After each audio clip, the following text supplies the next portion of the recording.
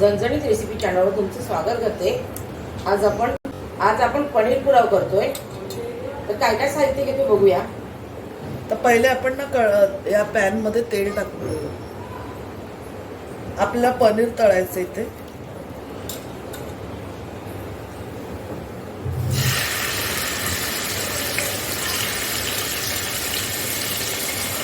पनीर तळून घेऊया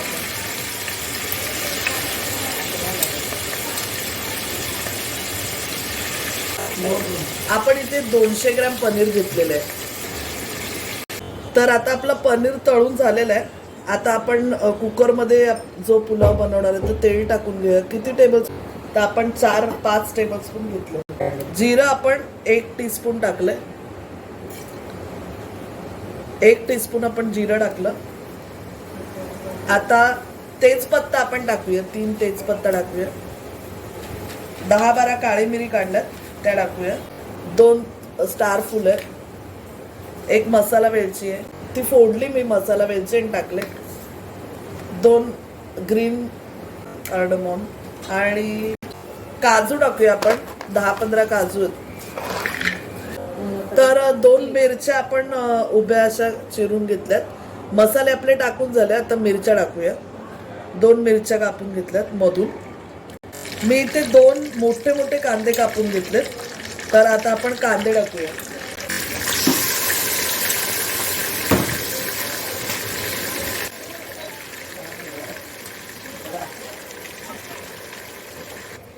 आता आपण 4-5 लवंग पण टाकून घेऊया। चांगलं परतूया कांदा। हिंग टाकायचं आहे आपल्याला। आपण हिंगच टाकून घेतला 1/4 टीस्पून। आता छान परतूया कांदा। तर आता आपला कांदा आहे ना शिजलाय। आपण याच्यामध्ये ना आलं लसूण मिरची कोथिंबीरची पेस्ट, आलं लसूण मिरची कोथिंबीरची पेस्ट केलेली आपण ती टाकूया। 1 टेबलस्पून 2 टेबलस्पून आपण 2 टेबलस्पून टाकून घेतली।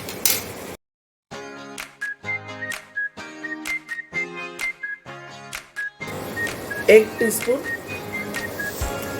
अर्धा 1.5 टीस्पून आपण हळद टाकली। आता आपलं वाटण छान परतून झालं। तुम्ही बघू शकता तेल सोडलंय वाटणाने। आता आपण मिरची पूड टाकूया। 4 टीस्पून आपण मिरची पावडर घेतली। तिखट नाहीये, फक्त कलर येईल।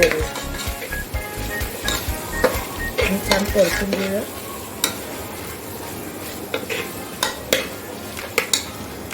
आता ना आपण ज्या भाज्या धुतल्यात त्या आपण टाकून घेणार। तर आपला मसाला बघा तेल सोडलंय साईडनी। आता आपण भाज्या मी काय काय घेतल्यात बघा। मी इथे गाजर, फ्लावर, वटाणा मी जास्त घेतलाय। गाजर, फ्लावर, वटाणा, शिमला मिरची आणि पनीर आपण तळलाय तो घेतलाय। तर आता भाज्या स्वच्छ धुवून आपण त्या टाकून घेऊ।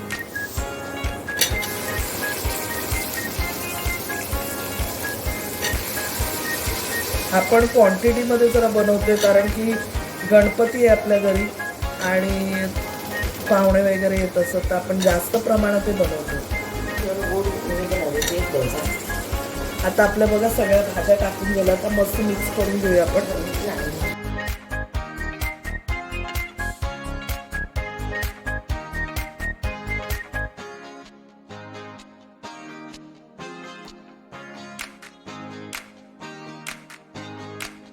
आपण बघा किती मस्त कलरफुल वाटतंय।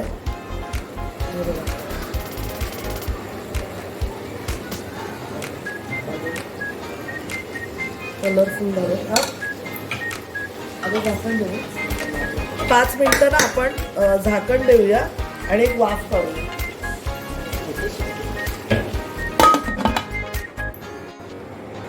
आता आपण बघूया 5 मिनिटं झालेली आहेत। बघा छानपैकी वाफ आलेली आहे भाज्यांना। आपण मीठ टाकून घेऊया। आता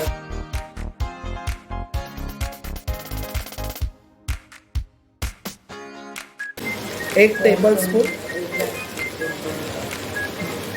2 टेबलस्पून आपण टाकलं कारण आपला तांदूळ पण येणार आहे ना। आपण 2 टेबलस्पून टाकले. हे बघा, तर आपलं वाटाणे वगैरे भाज्या परतून झाल्यात. परवापासून इथे आपण 4 ग्लास तांदूळ घेतलाय. आपण हा छोटा तांदूळ घेतलाय, म्हणजे वाडा कोलम घेतलेला आहे. आपण स्वच्छ धुवून ठेवलेला आहे तांदूळ.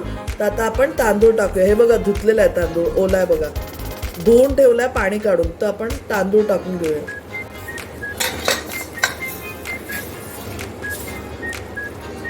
हे बघा, खाली पाणी आहे ना, चिकटलं.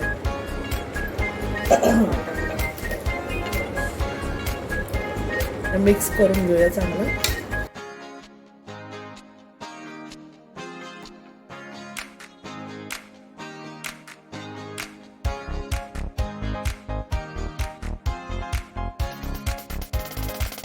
आता आपण जो पनीर तळलेला तो पण टाकून घेऊया आणि हलक्या हाताने आपण भातामध्ये मिक्स करूया, नाही तर पनीर तुटेल. तर आपण हलक्या हाताने मिक्स करूया भात आणि मग पाणी टाकून घेऊया. आता आपण पनीर सुद्धा टाकून घेतला. तुम्ही बघितलं असेल, हे बघा, पनीर जो आपण पहिले तळलेला, हा बघा, तर पनीर तळलेला होता आपण, तो सुद्धा टाकला. आता आपण ना तूप सोडून घेऊया. आपण 2 टेबलस्पून टाकले तूप वरून. आता ना आपण पाणी टाकून घेऊया त्याच्यात तांदूळ होता ना, तर आपण त्याच्यातच पाणी टाकलं. किती ग्लास टाकलं आपण? आपण ना इथे आता म्हणजे माझ्या अंदाजाने हे मी 3 ग्लास तरी टाकलंय पाणी. अजून लागेल आपल्याला पाणी. अजून 1 ग्लास आपण टाकतोय. आता आपण एकूण 5 ग्लास इथे पाणी टाकलेलं आहे बघा. हे बघा, कारण काय नाही तर कमी पाणी पडलं ना तर मग एकदम खडखडीत असा होतो. तर आपण 5 ग्लास टाकले. आता आपण थोडी उकळी काढून घेऊया. तर आता आपण इथे ना एव्हरेस्टचा गरम मसाला घेतलाय, पुलाव मसाला, एव्हरेस्टचा पुलाव मसाला घेतलाय. आपण अख्खा टाकणार आहे. एक छोटं पाऊच असतो ना ते. तुम्ही गरम मसाला पण, साधा गरम मसाला पण वापरू शकता, पण पुलाव मसाला जो आहे ना एव्हरेस्टचा, त्याची टेस्ट खूप छान लागते. आणि माझ्या चॅनलवर तसं मी गरम मसाला म्हणजे हे बनवून दाखवलेला बिर्याणी मसाला, तोही खूप सुंदर लागतो. माझा संपलाय, आता परत आम्हाला बनवायचं आहे, नाही तर आम्ही तोच यूज करतो. आता याची उकळी आली ना का आपण कुकर लावून घेऊया. आता ना आपण आपलं सर्व टाकून झालेलं आहे वस्तू. आता आपण झाकण लावून घेऊया, 1 शिट्टी घेऊया.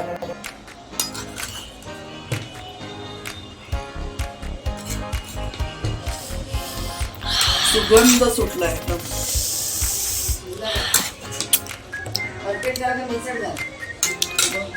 वास घेऊन मला पण खायचं मन करतं आताच कुकरमध्ये घुसून.